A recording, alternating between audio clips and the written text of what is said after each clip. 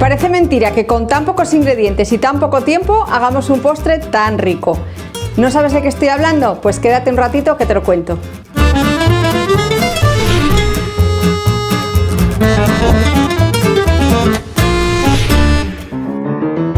Pues ya veis que no os miento, solamente vamos a necesitar 3 ingredientes.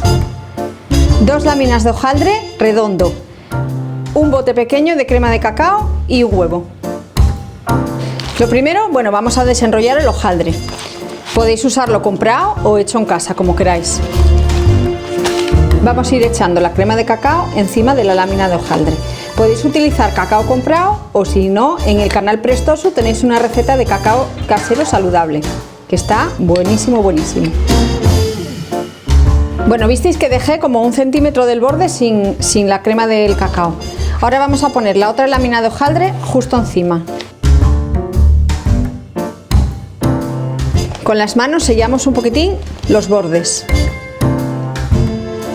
Bueno, vamos a formar la estrella.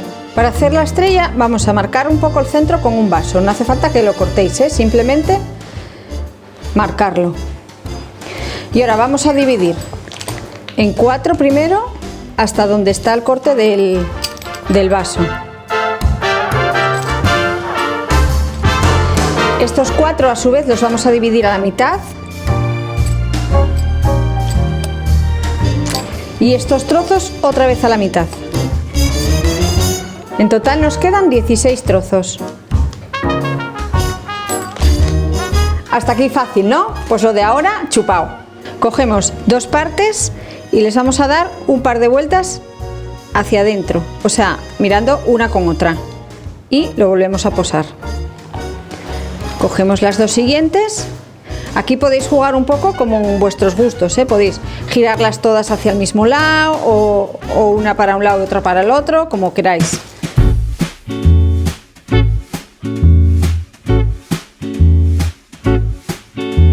Tenemos el huevo batido y ahora vamos a pincelar la estrella con él, para que en el horno le quede un tono así doradito, muy mono.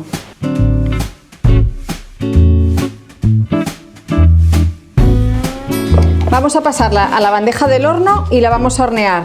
Tengo el horno precalentado a 180 grados, calor arriba y abajo, y lo vamos a meter unos 20-25 minutos.